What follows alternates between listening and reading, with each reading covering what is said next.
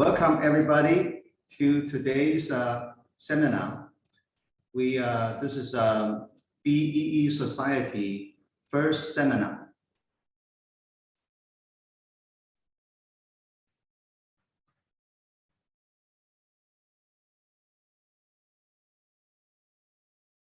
The wonders of Hebrew. Notice this is a Hebrew writing. It's a very unique and interesting language. Notice they're all aligned on the right-hand side because Hebrew writes from right to the left. Let's look at the biblical languages. The Bible has two sections, the Old Testament and the New Testament. The Old Testament was written in Hebrew. The New Testament was written in Greek. Hebrew is a wonderful ancient language. It became dormant from 600 years before Christ, because at that time, the nation of Israel was destroyed. So during the dispersion, the Jews neglect the biblical language, and it was only used for the scribes. But this language was revived again in early 20th century, just before the nation Israel was re-established. Hebrew writes from right to left, because in ancient times, when chiseling out words on a stone tablet, the engraver would hold the hammer in his stronger hand, usually the right hand, and the chisel in the left hand, making it much easier to write from right to left. Hebrew has very deep significances. That's why God chose Hebrew to reveal himself in the Old Testament. In this short 50 minutes, we can only begin to scratch the surface to whet people's appetite, to explore this wonderful language further in the future. And we will introduce useful tools to help us explore the Old Testament through its original language for further understanding. This is called pictographic symbols. Chinese call 象形文. Because during the development of language, the first section are the languages in Mesopotamia, in today's Iraq area. For example, they draw fish in this way and eventually develop their letter, and bird and axe. Similarly, Egypt also have their development. And for Chinese, they also develop in this way. So they started with symbols or figures that's similar to the physical things. And this is Egyptian symbols. So the archaeologists have to try to find the meaning of each symbol, then to figure out what they were trying to say. Even that's the same symbol, but it can develop into different alphabet. For example, in ancient time, they draw an eagle. This can develop into the letter A, or they draw a figure of arm. This can also become A.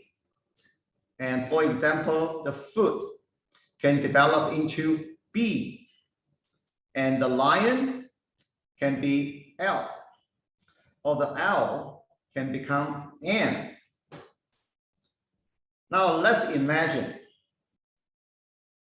this is a very famous queen of Egypt. The name is Cleopatra. When she wants to sign her name, if she has to draw all these figures, it will be very difficult. So we know Hebrew first is pictographic.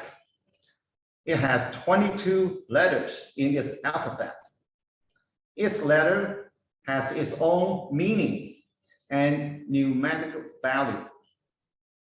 So we remember Hebrew has these three basic features. First is pictographic. Two, it has own meaning. And third, it has numerical value. And in these 22 letters, there is no vowel. When each letter is pronounced, it composes multiple letters in order to pronounce it. For example, the first letter, it looks like this. Its pronunciation in written words is R, like a silent sign. However, when we read this letter as a single letter, it should pronounce Aleph. It composes three letters in order to pronounce the single letter word, Aleph. Now let's examine the 22 letters in Hebrew alphabet. Okay, first word, Aleph. Its symbol is an ox head. So its meaning is ox, showing strength, or leader, because it's the number one. And its numerical value is 1. Now let's look at this word. It's the smallest letter, only one little iota. This yod. It begins with the symbol of an arm or hand. So it has meaning of arm and hand, or work, or deed, and even worship. It has a numerical value of 10. Let's look at this word, vowel. It looks like it's a lengthening the yod. This tail become longer and become vowel. Its symbol is like a nail or like a peg to secure the tent on the ground. So its meaning is nail or secure or adding something to it. Its numerical value is 6. Let's look at this word. Hey, it's very interesting. It's symbol with a man raising both hands, trying to draw your attention. That means behold, or reveal, or breath. And its numerical meaning is 5. Let's look at this word. Almost like an English word, W, but its symbol is teeth. So it means teeth, or press, or destroy, or separate. Its numerical value is 300. And the last letter in the alphabet is Tav. Its symbol is like a cross. Why? Because in the ancient time, when they want to sign their name, just like now, the uneducated people, they would just make a cross. So it's a mark, it's a sign, or even it become covenant. The value is 400. Now let's look at this table of 22 letters in Hebrew alphabet. 1, 2, 3, 4, 5, all the way, and the last one is 12, 400. But after that, there are also 5 letters. These 5 letters change their forms when they appear at the end of a word. For example, when we pronounce this word, the first letter, aleph, the f, at the end, it will change from this f into this word. We see the man will change its form and close the underneath gap and becomes a enclosed one. Nun, it will take out this horizontal bar and below and lengthen it. K, or like this. And look, this k and the f, nun, they look almost the same, except the nun here has a round corner. But this word k has a sharp turn here. And this p will change like this. This is the last letter when we pronounce aleph. And tet will become like this. Hebrew word, the letter, when you write it, you have to be very, very careful. For example, this word has a numeric number of 6. It pronounced vowel. This word and this word, they look almost the same, except this vowel has a round shoulder, but this zayin has a sharp turn, just a little bit larger here. And then this zayin compared to dalet, the upper horizontal bar will lengthen and become dalet. So in writing, when you are not careful, it will be very difficult to differentiate which letter are you trying to write.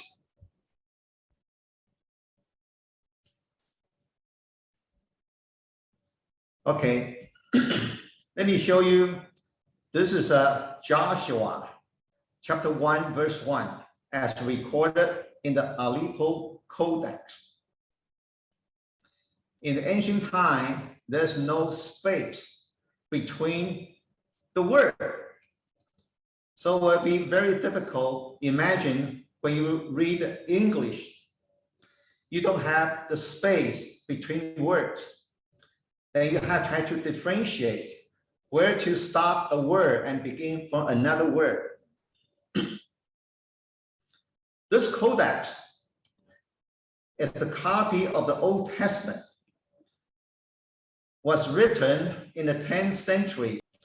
The Mennonites or scribes at the vowels below or above the letters in order for people to pronounce. The Jews always buried the used testament in the ground. So this is preserved, the oldest preserved text of the Old Testament. It's around 1,000 years old. And look, they add those 3 dots underneath, or 1 dot, or 2 dots, or even put a bar above the letter, and even put the 3 dots in the slant way. So those are all for the pronunciation.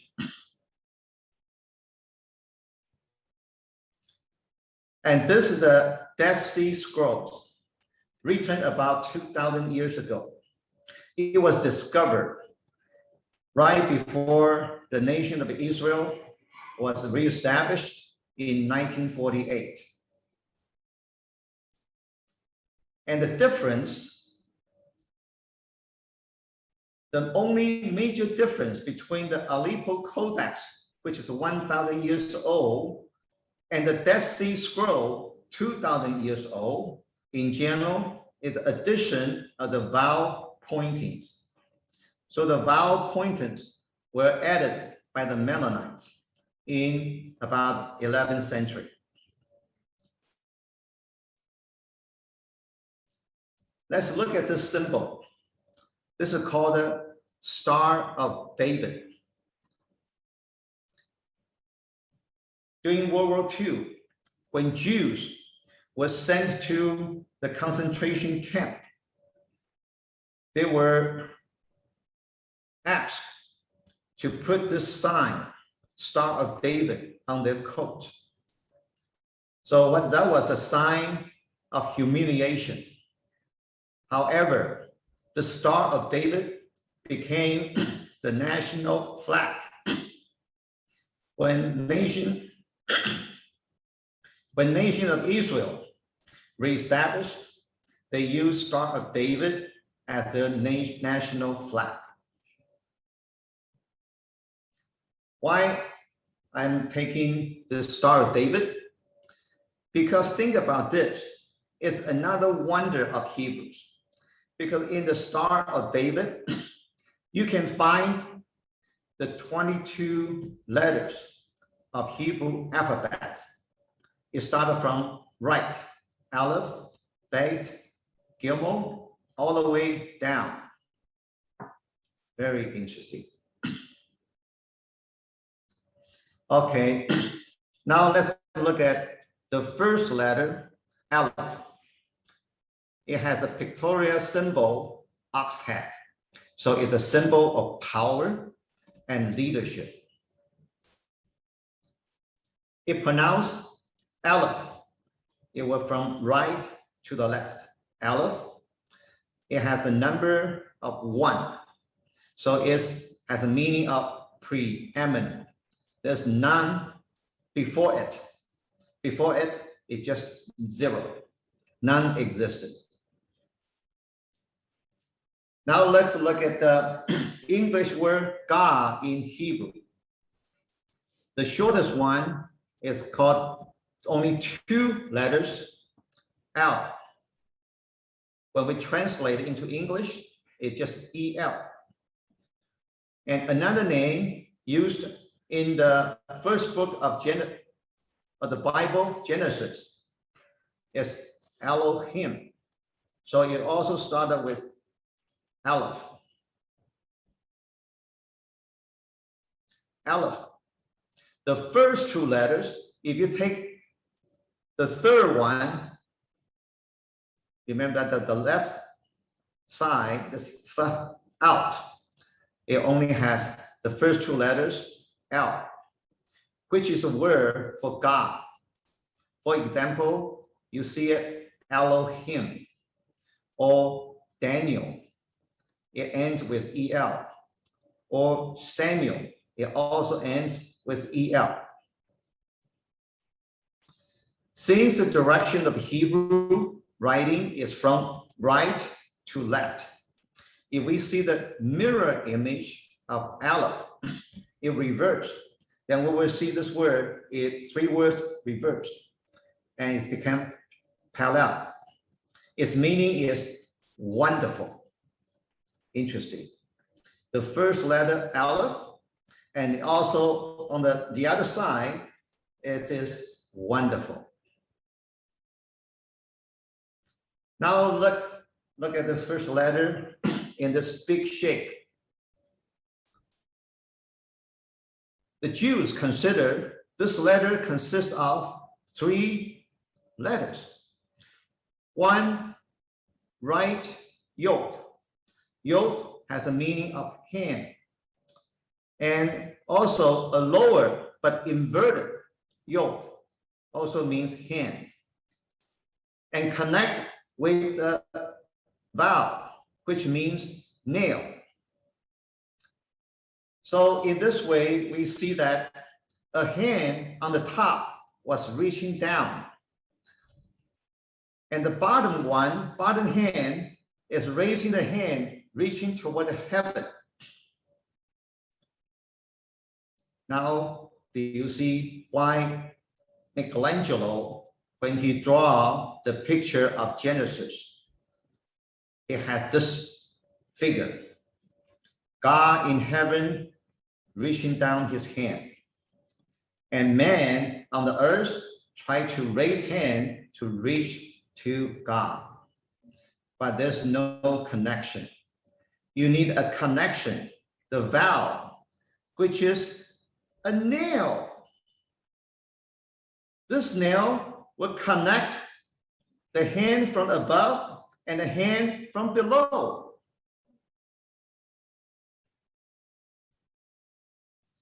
This is a Jewish rabbi. Rabbi is a title for the teachers of Jewish law or Bible. This rabbi says the upper yoke represent God, the lower yoke represent man, and the two are connected by vowel. And he considered this vowel represent Torah. What is Torah? Torah are the 5 books of Moses, the first 5 books of the Old Testament. So how God can reach down to man and man can reach up to God, their connection is Torah, is the Bible. The Bible is God speaking or God's revelation to man. This is a picture of a Torah laid out in the synagogue. Synagogue is the Jews, their meeting place in different cities. And when the Jews read the Torah, because the Torah is a sacred book, it's a holy book, they cannot use the common hand to directly contact the Holy Bible. So they all have to use this golden pointer to guide them on their reading.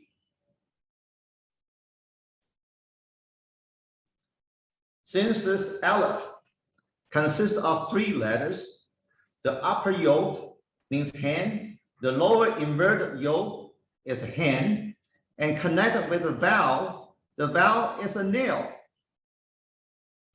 So some Bible teachers also point out this nail between 2 hands are the letters in Jacob's dream, which connects heaven and earth, with man on the earth and God in the heaven. So when Jacob had a dream, this letter stands up from the earth all the way reaching the heaven.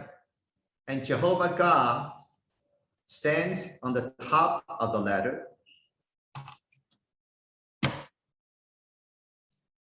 But some other Bible teachers also consider, because this vowel in between the 2 hands is a nail. So the nail means crucifixion. So God became a man, Jesus. He was crucified on the cross. And he, as a nail on the cross, he connects God and man. Is that interesting? Okay, now look at the aleph again. Now let's just concentrate on its numerical value. Remember, each letter has a numerical value. So vowel has a value of 10. So 2 tens, adding vowel with the nail. Nail, the vowel has 6. So we add up, the total number is 26. Now let's look at this word. This 4-letter word, that just the pronounced as Jehovah or God's name. And you add up those numerical value of these 4 letters, the total number is also 26.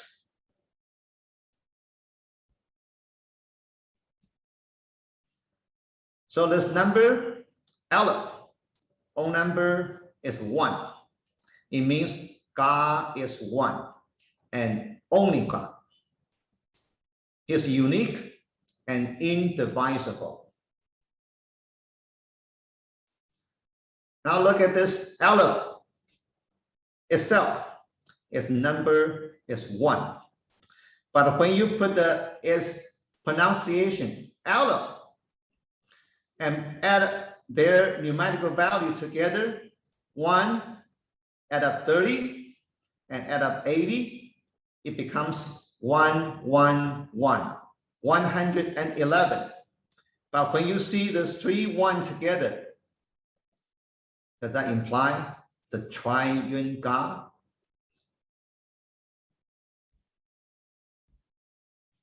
So Aleph represents God. Its pronunciation is ah, like a silent sigh. However, when we read this letter, we read Aleph. Jewish tradition also tells the letter in the following ways. Aleph, when you get into their meaning, Aleph, because the name is Elohim, God, and Lamed is teaching. So we be taught by him. And Fa, that means speaking or teach.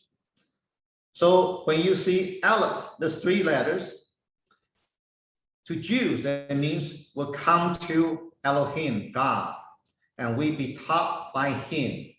Then we will speak of him. Aleph. Most God's names start with Aleph.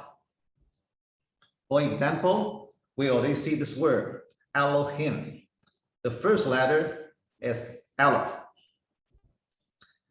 Also, we see God is light. The light pronounced or. The first letter is also Aleph. We also know God is love.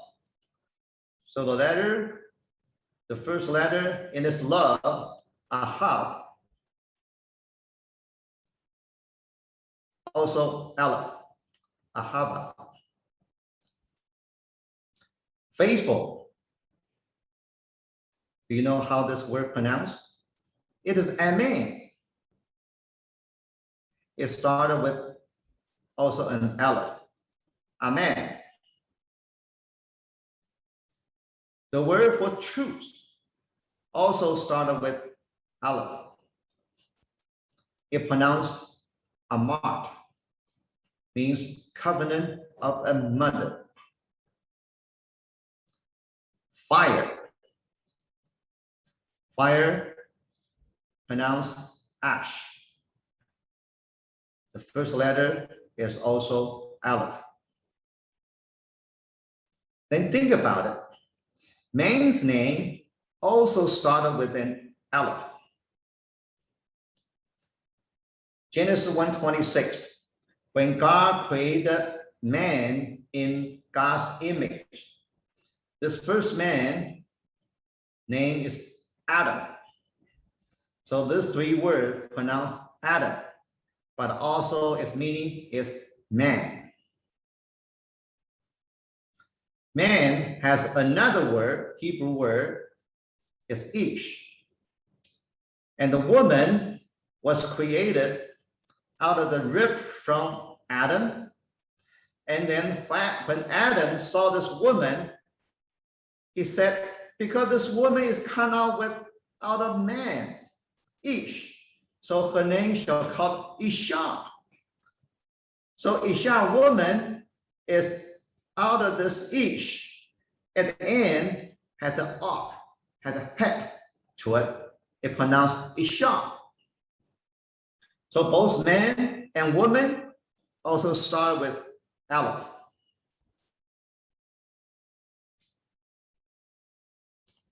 What is man if without God? If we take this Aleph out of Adam, so does Adam without Aleph, it becomes Dam. That means blood. Or if you take man, Ish, take away this Aleph, it will become Yesh. It's just mere substance.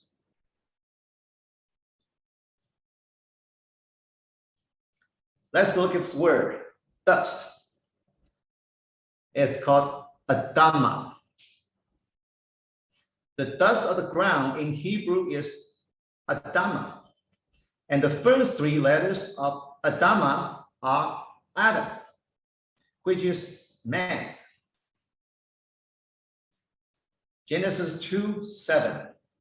The Lord God formed a man, Adam, from the dust of the ground, Adama, and breathed into his nostril the breath of life. And the man, or Adam, became a living soul. So Adam was created out of Adama, the dust of the ground. We know Hebrew in this way. The Bible just means very interesting. Okay, let's look at this word, blood, dam, which means Adam when the Aleph was removed. Man, Adam, can be separated into two parts. The first letter, Aleph, representing God. Since Adam is the son of God, who has God's image and likeness. And the second part is a living substance in man, blood, dam. Life needs blood to be living. That's why after the flood, God told Noah and his sons, now you can eat meat, but you shall not eat flesh with its life. Life, that is, its blood, dam. So blood is related to life. Hebrew word for God, if we translate it into English directly, is El. El. God in Hebrew is El. Its ancient form is the head of an ox. In ancient history, ox was considered the strongest in animals, representing the power of God. And this second letter, Lamed, ancient form is this representing the shepherd's staff or the yoke on ox neck. So it represents authority. So God's name, El, you put these two together. One is ox head and another is the shepherd's staff, El, that has the meaning of the power of God with authority. Now let's look at this interesting word. What this word represents, the figure, is a house, baked. And in this word, you see Bethlehem, the house of bread. But you see, similar to this word, but remove the floor. So a house without the floor, that's a door. And also change this corner here from the round shape into this extended and sharp turn.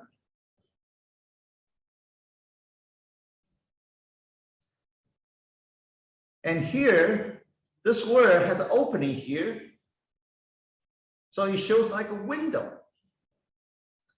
So this word is to behold, to take a look. This window has a light shining to it. But when you close this window, it represents the fence or a protection.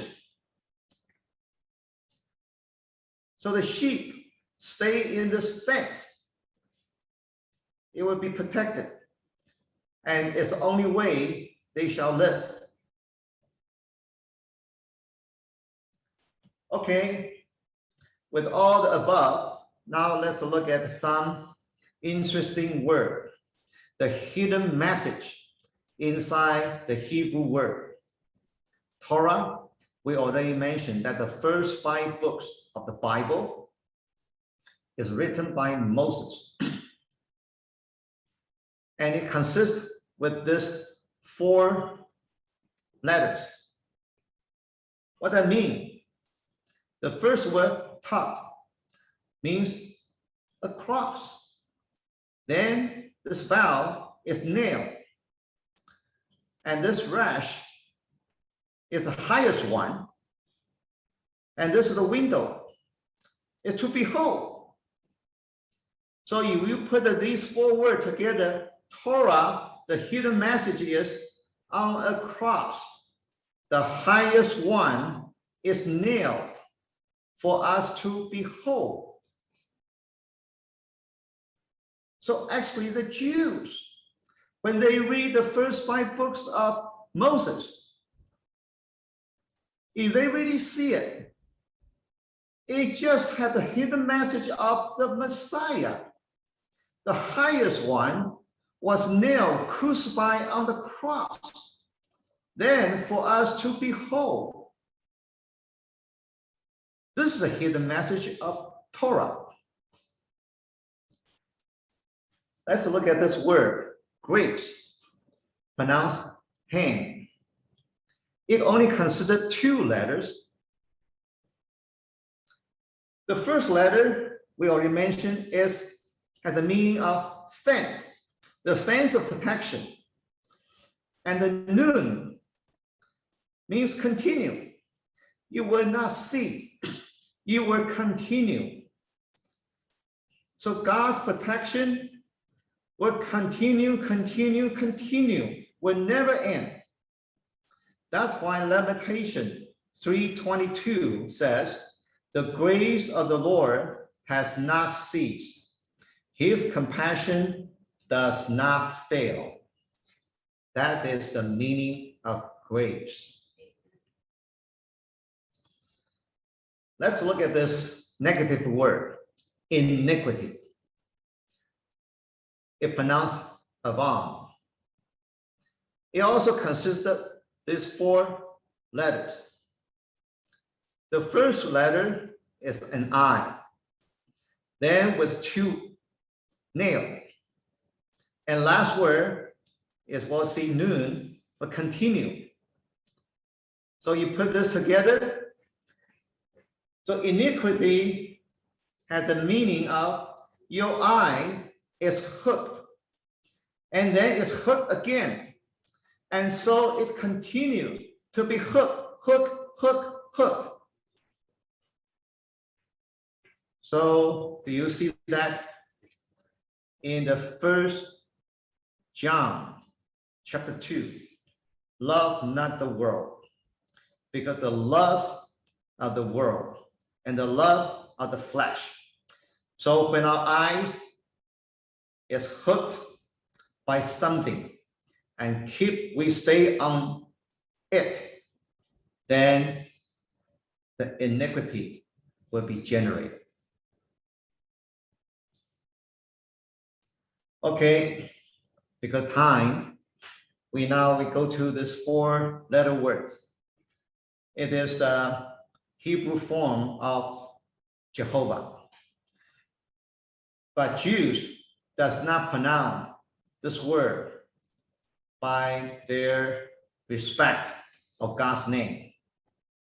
This 4 word The first one is yod. We have seen that a lot. The second one, hey, as a window, right? Was behold. And then vowel is a nail. And then this word window is was behold. This four-letter word had a special meaning and a name to it. It called it tetragrammaton. So let's look at this tetragrammaton. The first yod means the hand, and then window means behold, and then vowel is a nail, and then behold. So inside this name of God, Jehovah, is one that we need to behold his hand as a nail it, penetrated. And we need to behold him again and again.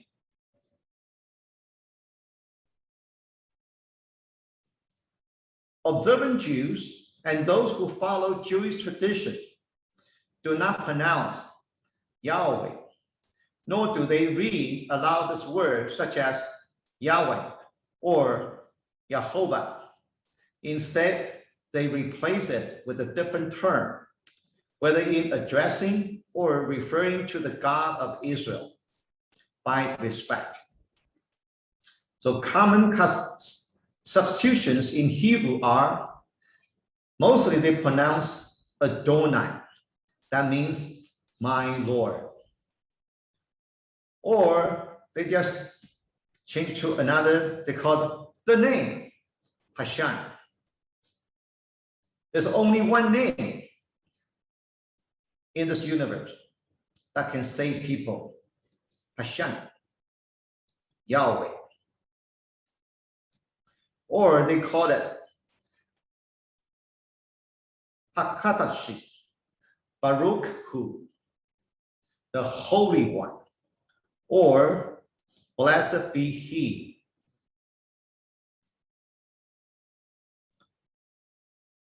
Look at these two words. They have different thoughts underneath. So their pronunciation will be a little bit different. This is called a Yahweh or Yahweh as the original pronunciation of this tetragrammaton. The Septuagint Greek translation or the Vulgate Latin translation use the word capital Lord for Jehovah. That in Greek means curious or dominus, the only one who has dominion.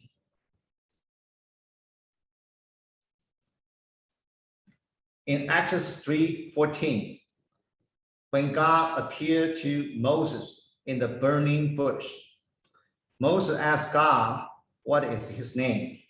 So this is what God's response. I am that I am. It pronounced Ayah, Asha, Ayah. And we see the first yod was replaced by the aleph. So this tetragrammaton appeared twice. I am that I am. So in Hebrew writing, Ayah, Asha, Ayah is the most holy name. Now let's look at this interesting thing.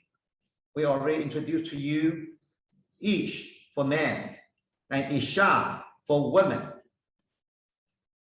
The letters which are different are these two words in between them,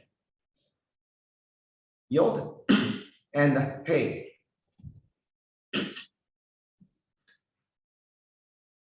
So you pronounce Yah. Yah is an abbreviation of God's name. As you see, hallelujah, Yah. In English, the last three letters It's just these two Hebrew words, letters, Yah. But the letters that are the same, Ash.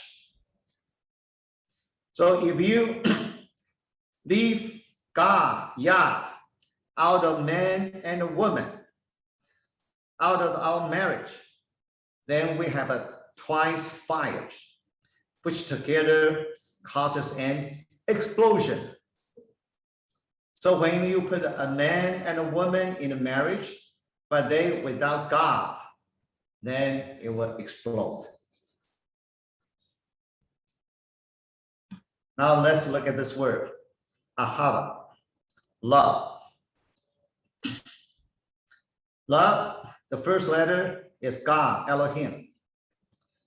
The second one is a window, hell, for behold, for us to watch. And then this is a house. So love, what means love? God watches over his house. So God always cares for his people. In Zechariah, God considered Israel as the pupil of his eyes. God always watches over his people. This is a very special Hebrew word. It sometimes very hard to translate. It translates into the presence of God, SHEKINAH. That is inside the Holy of Holies. When you, in the Old Testament, they have the tabernacle. There's an outer court, then you enter into it. There's a portion called the holy place. Then you enter into the inside most, which is called the Holy of Holies. There's no natural light. There's no human light. There's only God's glory or God's appearance, God's presence. It calls SHEKINAH. So what it means? The first word, teeth, means destroy. Then this is open. This your hand. This rash means sun or air. And last word is behold.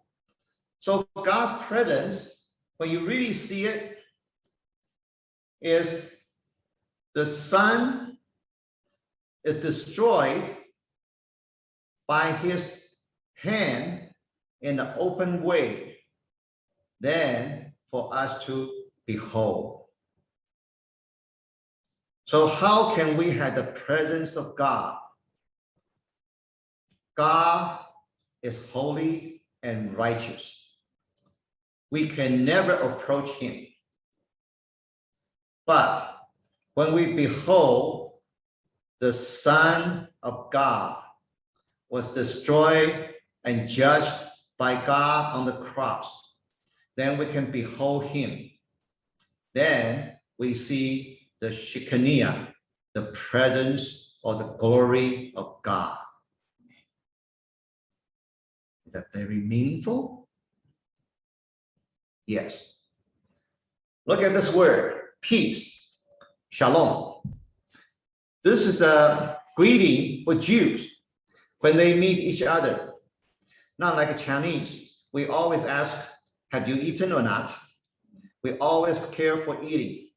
But Jews, throughout their history, they only care for peace, shalom. Now look at this 4 letters of peace. The first one is also means destruction. Then the second word, lamed, is a shepherd's staff. Then nail. And this word means blood. So you put this together is the destruction of the shepherd by nailed and shed his blood. Then we have the peace. So our peace can only come the good shepherd who was nailed and destructed and shed his blood. Between God and man, there is the peace.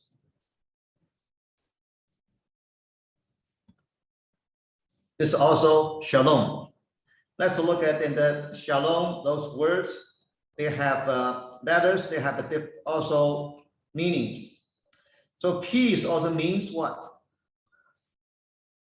This word, yo, not only nail, but also meaning of attached, because it attaches a tent to the ground, so it's secure. And the last word, this man, remember the mother we had earlier, is a chaos. So peace means destroy the authority attached to chaos. Today, when the authority, whether in company or in the nation, when the authority attached to chaos, there's no peace. So the authority attached to chaos fully destroyed, then the peace will arrive.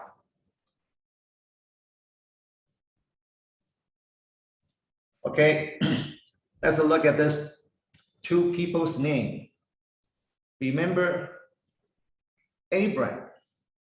Later on in Genesis chapter 17, his name was changed by God into Abraham. The change is God adding into a h into his name. And his wife, Sarai, also changed the name. The name changed to Sarah. And Sarah has also this head at the end of the word. What does head means? Because in Yahweh, I am, it has two heads. And also in Elohim, right in the middle, there's a head in it. So head not only means window for us to behold, also means breath, being God brings things into being. You need God added into Abraham and Sarah. Then in order to produce living life. Okay, now let's look at these two words. Father, also two words, Av. Mother, also two words, Ang. The first Aleph, I think we all already know it, is the ox head, the strength. And the second letter is the house. So father means the strength in the house. But the mother, the first one, the strength. And the M means chaos. The mother is the strength in the chaos. How that mean? I don't know. Maybe when the kids fight, the mother will come to calm down the chaos. Now, toward the end of our seminar, I will tell you this is called the mezuzah. It's a small box. You put it on the doorpost. So the Jews, when they're going in the house or going out the house, they will touch this mezuzah and kiss it. That means they reveal it from their heart. They love this mezuzah. And mezuzah will come in many, many forms. Mostly they were made in China. They all have something common. They all have this word, shin, on it. Look at this. Remember shin, we told earlier, that means teeth, means destruction. Destruction. Why this word, shin, they put a destruction on it?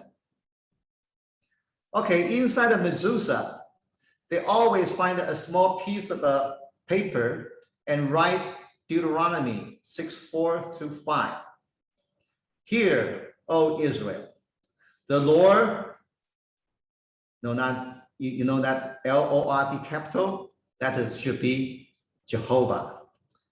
Jehovah our God is one Lord, one God. And thou shalt love the Lord thy God with all thy heart, and with all thy soul, and with all thy might.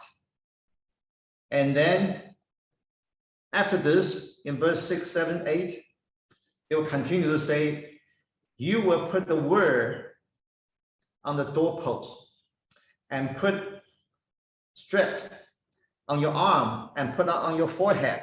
So you will always remember this word. Jehovah is our God. Is the only one God.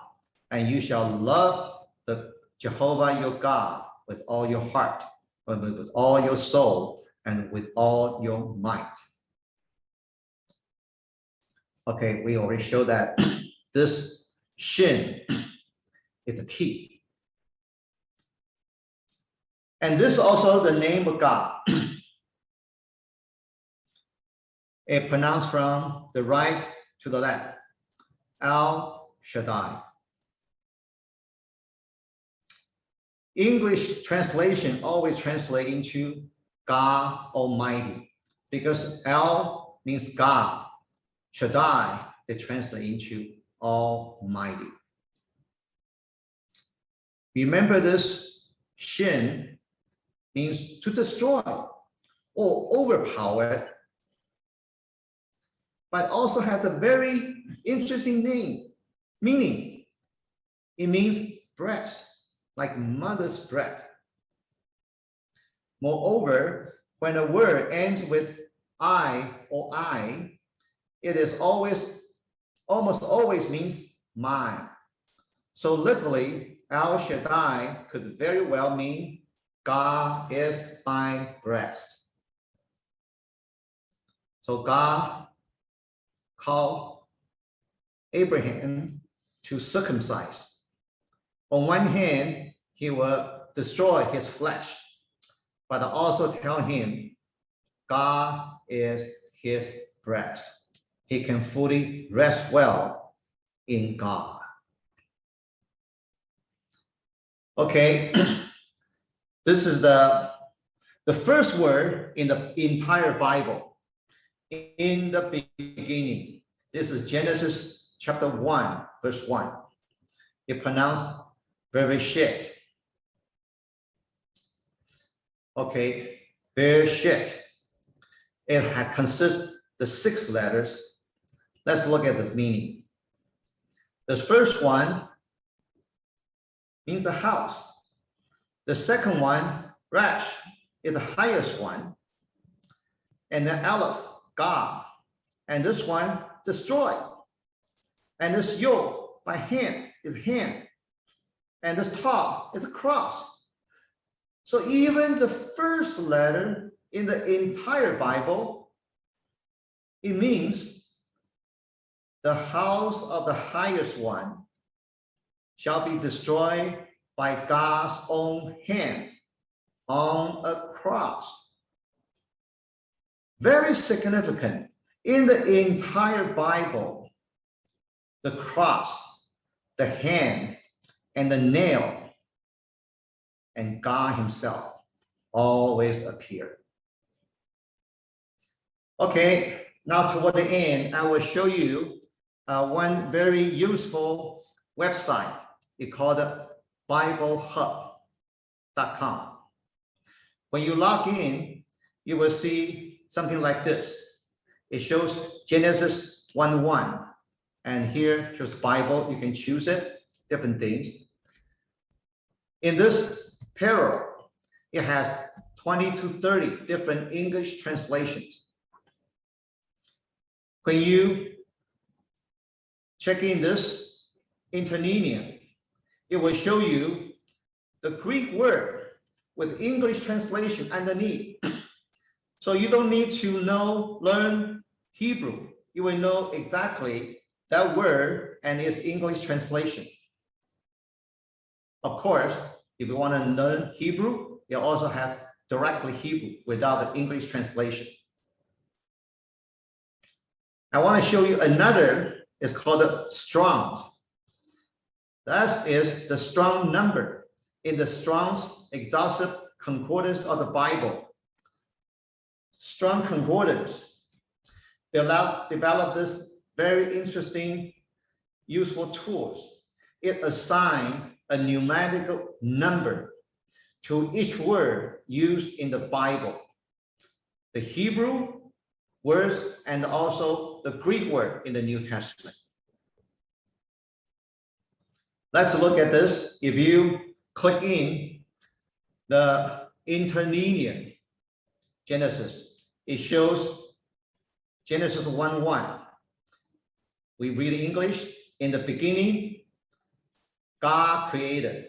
The order is a little different. God created the heaven and the earth. So it reads, Bereshit, bara, Elohim, at hasamayim, wa'et, ha'aretz. Now let's look at, on top of this, 7225. This is the strong number. Then this is a direct pronunciation. So you can just try to read this, Bereshit, then you will read in Hebrew. And underneath this, it shows it has in the preposition. And then it's a noun,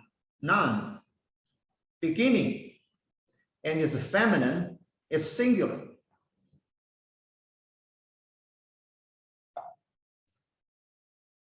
Okay, now let me show you the website directly. So when you click in, you will see that Genesis 1:1, in the beginning, God created heaven and earth. If you click into parallel, you will see all the very common translations in the Bible. And also had additional, there are so many. Okay, if you click into this interlinear, then you see the chart I showed you earlier. Okay, Genesis 1:1. Then, of course, if you click into Hebrew,